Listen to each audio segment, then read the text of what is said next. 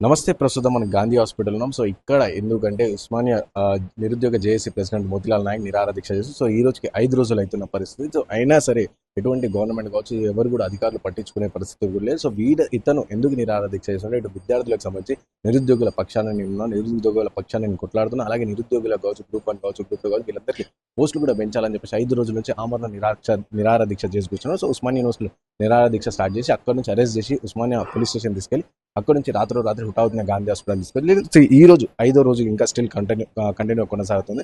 అయినా సరే ఇంకా పట్టించుకోవట్లేదు ప్రభుత్వం. ఆయన ఇప్పుడు మనం చూసినాం ఇక్కడ నాయకుడిని కూడా చూడవచ్చు. మనం కంప్లీట్ గా అసలు మాట్లాడలేని పరిస్థితి కూడా నడుస్తూ ఉంది. సో 5 రోజులు నడుస్తున్న నేపథ్యంలో ఒకసారి మనం ట్రై చేద్దాం మాట్లాడడానికి. అంటే చాలా ఇబ్బంది అనిపిస్తుంది నాకు. అయినా సరే ఒకసారి మాట్లాడే ప్రయత్నం చేద్దాం. సో ఏమంటాడు, ఏం పిలుపునిస్తారు అని చెప్పేసి ఒకసారి మాట్లాడే ప్రయత్నం చేద్దాం అన్న.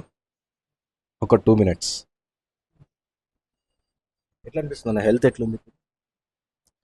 హెల్త్ అయితే బీపీ తక్కువవుతుంది, షుగర్ పెరుగుతుంది. అయిపోతారు ఎవరైనా పోలీస్ అధికారులు కావచ్చు, గవర్నమెంట్ నుంచి ఎవరైనా వచ్చారు ఇప్పటి వరకు? 5 రోజు ఉంటుంది. ఏం తినకుండా ఉంటే హెల్త్ ఎట్లా ఉంటుందండి? ఎవరైనా వచ్చిరా అంటే గవర్నమెంట్ నుంచి కావచ్చు, పోలీస్ అధికారులు ఎవరైనా హైయర్ అఫీషియల్స్ వచ్చి మాట్లాడే ప్రయత్నం చేసిరా మీతో? లేదు. ఉమ్. ఉమ్. ఎవరు లేరు, ఎవరు రాలే. నిరుద్యోగుల కోసం మీరు ఎంత కొట్లాడుతున్నారు? నిరుద్యోగులు ఆయన వచ్చి చూడడం కానీ అట్లా జరుగుతుంది? నిరుద్యోగులు చాలా మంది, వందల మంది, వేల మందిలో వస్తున్నారు. వాళ్ళకు హృదయపూర్వక ధన్యవాదాలు. అయితే ఇది 12 సంవత్సరాలు ఇప్పుడు ఈ నోటిఫికేషన్లు ఉద్యోగాలు పెంచకపోతే ఈ 12 సంవత్సరాలుగా కష్టపడుతున్న, చదువుతున్న ఉద్యోగస్తులు అంటే తెలంగాణ వచ్చిన తర్వాత ఉద్యోగాలు వస్తాయని వెయిట్ చేస్తున్న ఈ 12 సంవత్సరాల నిరుద్యోగులు మొత్తం వీళ్ళ నోట్లో మట్టి పడుతుంది. ఈ నోటిఫికేషన్లో పోస్టులు పెరగకపోతే నేను నేను చదివినోడిని కాదు, నాకు గవర్నమెంట్ జాబ్ అవసరం లేదు, నేనేం ప్రిపేర్ అవ్వట్లేదు. కాకపోతే ఒక సామాజిక స్పృహ ఉన్న నేను ఒకప్పుడు యూపీఎస్సీ ప్రిపేర్ అయ్యి విడిచిపెట్టినా కాబట్టి ఆ చదువు, ఆ పెయిన్, ఆ స్ట్రగుల్ ఇది తెలంగాణలో ఉన్న నిరుద్యోగులను 70 సంవత్సరాలుగా రాజకీయాలకు వాడుకున్నారు. బీహార్లోని ఎల్లగొట్టినారు, బెంగాల్లోని ఎల్లగొట్టినారు, ఆంధ్రలోని ఎల్లగొట్టినారు. టీఆర్ఎస్ ప్రభుత్వం వచ్చింది, ప్రభుత్వం మారితే ఉద్యోగాలు వస్తాయన్నారు. అయితే ఇక్కడ విషయం ఏంటంటే ఈ ప్రభుత్వం మారితే ఉద్యోగాలు వస్తాయేమో అని చెప్పేసి నేను అన్ని యూనివర్సిటీస్ తిరిగిన, 70 నియోజకవర్గాల్లో తిరిగి ప్రచారం చేసి నిరుద్యోగ జేఏసీ గ్రూపులు ఫామ్ చేసి ప్రచారం చేసి ప్రభుత్వాన్ని గెలిపించిన దాంట్లో నా ప్రయత్నం నేను చేసిన. అలాంటిది అలాంటిది ఇప్పుడు ఇదే కాంగ్రెస్ ప్రభుత్వం ఇచ్చిన ఏదైతే హామీలు ఉన్నాయో అన్నీ కూడా కాదు. ఇప్పుడు మా డిమాండ్స్ ప్రకారం చూసుకుంటే 50,000 ఉంటుంది. 50,000 పోస్టులు నింపడానికి ప్రభుత్వం రాగానే అన్నారు ఎంపీ ఎలక్షన్స్ అన్నారు, ఎమ్మెల్సీ ఎలక్షన్స్ అన్నారు. 6 నెలలు అయింది. ఇంత అంతకుమించి అసలు విచిత్రమైన విషయం ఏంటంటే నేను కేసీఆర్ ప్రభుత్వంలో అయినా నేను రోజంతా ఆమరణ దీక్ష ఆర్ట్స్ కాలేజ్ దగ్గర కూర్చున్నా. అలాంటిది ఈరోజు 10 నిమిషాలు కూడా నేను ఉండని ఆడ క్రిమినల్ కేసులు పెడతా అన్నారు. క్రిమినల్ కేసులు పెట్టి నన్ను భయపెట్టి నువ్వు ఆమరణ నిరాహార దీక్ష ఆపేయాలన్నారు. అక్కడి నుంచి గాంధీ తీసుకుని నేను ఆపని చెప్పిన, ఏమైనా చేసుకుని నేను 12 సంవత్సరాల్లో ఉన్న నిరుద్యోగులకు న్యాయం జరగాలంటే వీళ్ళ కోసం ఎవరో ఒకరు చిత్తశుద్ధిగా ఒక అడుగు ముందుకేయాలి అని చెప్పేసి నేను ఒక అడుగు ముందుకేసిన. వీళ్ళ డిమాండ్స్, నా డిమాండ్స్ కాదు, నిరుద్యోగుల డిమాండ్స్ నెరవేరే వరకు నిరుద్యోగుల తరపున నిరుద్యోగుల కోసం పోరాటం చేస్తూనే ఉంటా.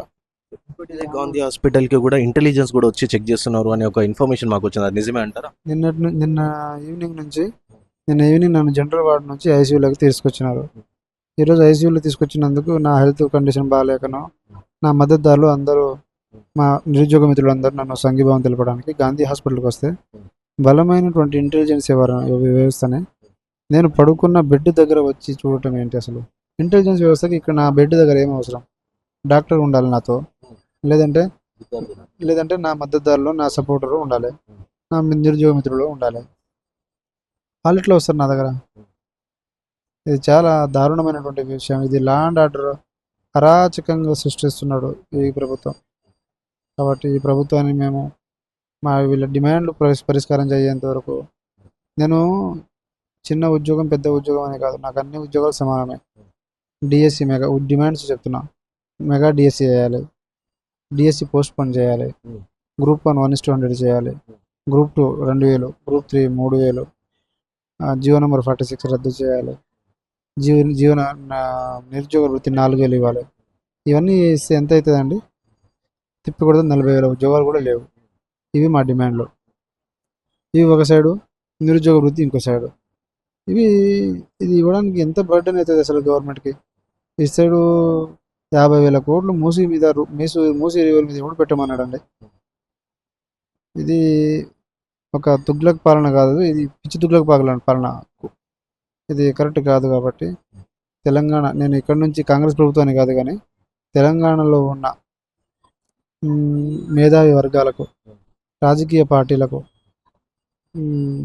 సో మన ఇంటలెక్చువల్స్కి, ప్రొఫెసర్స్కి అందరికీ నేను విన్నవించే విషయం ఏంటంటే, నిరుద్యోగం మీద రాజకీయం చేసే రోజు పోవాలి.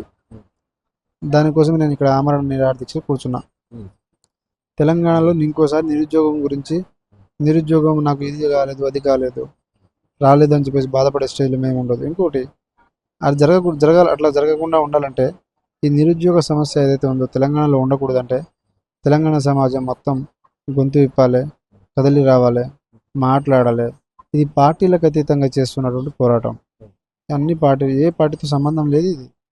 ఇది సామాజిక సమస్య. ఇది సామాజిక సమస్యని రాజకీయ సమస్యగా మార్చేసి దీని మీద రాజకీయం చేస్తున్నారు. కానీ ఇంత దారుణమైనటువంటి పరిస్థితులు ఉన్నాయి తెలంగాణకే ప్రమాదం. ఇది అన్ని రకాలుగా మనకు వేరే వేరే యాంగిల్లో వెళ్ళిపోతుంది. కాబట్టి దీన్ని మనం అందరం కలిసి, మీ యొక్క శక్తి, మీ యొక్క సపోర్టు, మీ యొక్క మద్దతు ఏ పార్టీలకు ఉన్నా, ఇప్పుడు నిరుద్యోగులు 34 లక్షల మంది నిరుద్యోగులు అన్ని పార్టీల్లో ఉన్నారు, అన్ని చోట్ల ఉన్నారు. ఇది వీళ్ళకు న్యాయం. ఇంకోటి సార్, సోమాజిగూడ ప్రెస్ క్లబ్ ప్రకారం ఆడపెట్టి ఆ సాక్షిగా ఈ హామీలు మేమైతే అడుగుతున్నామో ఇవన్నీ రేవంత్ రెడ్డి చెప్పినారా, లేదంటే మేము అడిగినామా?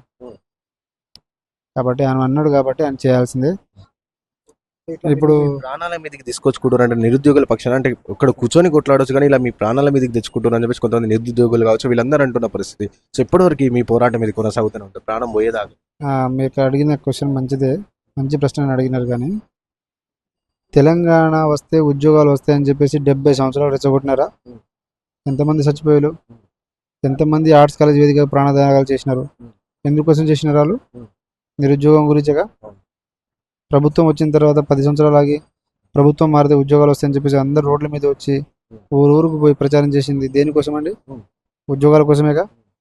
అయిన తర్వాత ప్రభుత్వం వచ్చిన తర్వాత 6 నెలలు వెయిట్ చేసిన తర్వాత నిరుద్యోగులేగా పోయి ఎమ్మెల్యేలను కలిసింది, ఎంపీలను కలిసింది వాళ్ళేగా, మీటింగ్లు పెట్టుకుంది వాళ్ళేగా. ఎక్కడైనా నేను రాజకీయం చేసినా నేను చేయలేదు కదా. మరి 5,000 మంది ఇంతకుముందు టీఎస్పీఎస్సీ ముట్టడి చేసినారు. అది ఎందుకు చేసినారు? నిరుద్యోగుల సమస్య అనేగా. ప్రభుత్వాన్ని మార్చాలనుకున్నారు. ఎందుకు అనుకున్నారు? నిరుద్యోగుల సమస్య అన్నట్టుగా. తెలంగాణ వస్తే ఉద్యోగాలు వస్తాయి అనుకున్నారు. ఎందుకు అనుకున్నారు? నిరుద్యోగ సమస్య కాబట్టిగా. నిరుద్యోగ సమస్య అనేది 70 సంవత్సరాల నుంచి ఉంది. ఇది అక్కడి నుంచి దీనికి ఇది ఉంది కాబట్టి దీని మీద చూసిన రాజకీయాలన్నీ చాలరా బాబు. అలాంటి లంగాల ఫుడ్ రాజకీయాలు వద్దు.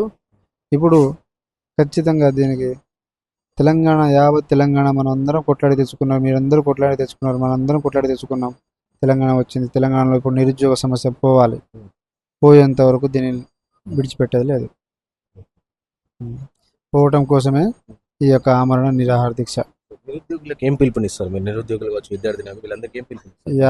యావత్ తెలంగాణ నిరుద్యోగ మిత్రులందరికీ, మీరందరూ మీ లైబ్రరీలో ఏం చేసినా ఏం వేస్ట్. మీరు లైబ్రరీలో నిరసన తెలిపిన, ర్యాలీలు చేసిన ఇవన్నీ వేస్ట్. ఒక్క దెబ్బ కొడదాం, ఒకే ఒక దెబ్బ. తెలంగాణలో ఉన్న నిరుద్యోగులు మొత్తం గాంధీ హాస్పిటల్కి రండి. రోజు రోజుకి నా ఆరోగ్యం క్షీణిస్తూ ఉంటుంది. అదొక ఆయుధం అవుతుంది. నేను విడిచిపెట్టాను. నా ఆరోగ్యానికి ఏమైతే ఈ ప్రభుత్వం బాధ్యత అని చెప్పేసి మీరు హెచ్చరించండి.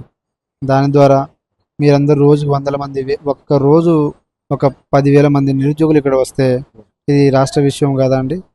ఎందుకు వాళ్ళందరూ ఇక్కడ వచ్చినప్పుడు టీఎస్పీఎస్సీ దగ్గర పోయినా 10,000 పోయినా నిరుద్యోగ సమస్య.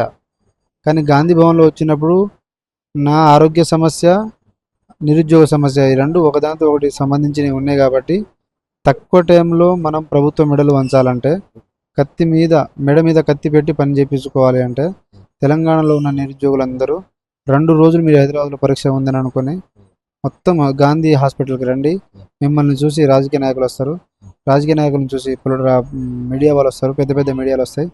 వాళ్ళ నుంచి అటు సైడ్ మీడియా, ఇటు సైడ్ రాజకీయ నాయకులు, ఇటు సైడ్ నిరుద్యోగులు, ఇటు సైడ్ నా ఆరోగ్యం.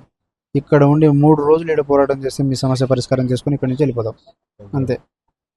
సో చూసారు కదా, ఇది పరిస్థితి. సో నిరుద్యోగికుల పట్ల కొట్లాడుతున్నారు అయితే మోతీలాల్ నాయక్ అనే విద్యార్థి నాయకుడు ఎవరైతే ఉన్నారో, సో అతని ఆరోగ్యం రోజు రోజుకి క్షీణిస్తున్న పరిస్థితి మనకు కనిపిస్తూ ఉంది. సో ఇప్పుడు కూడా డాక్టర్స్ వచ్చి టెస్ట్లు అవన్నీ చేస్తున్న పరిస్థితి. సో నిరుద్యోగులకు కూడా పిలుపునిస్తారు. సో కొడితే గట్టిగా దెబ్బ కొడదాం అండ్ కొట్టేసి నిరుద్యోగుల పక్షాల కావచ్చు, నిరుద్యోగులకు సంబంధించిన సమస్యలు, డిమాండ్స్ అవన్నీ కూడా పూర్తి చేయాలని చెప్పి చెప్తున్న పరిస్థితి. సో నిరుద్యోగులకు పిలుపునిస్తారు, రండి గాంధీ హాస్పిటల్ రండి, వచ్చి ఒకటే మన డిమాండ్ లేదు, మన న్యాయమైన డిమాండ్లు, అవి మేము కావాలనుకున్న డిమాండ్లు కాదు, మీ కాంగ్రెస్ పార్టీ ఇచ్చిన డిమాండ్లు.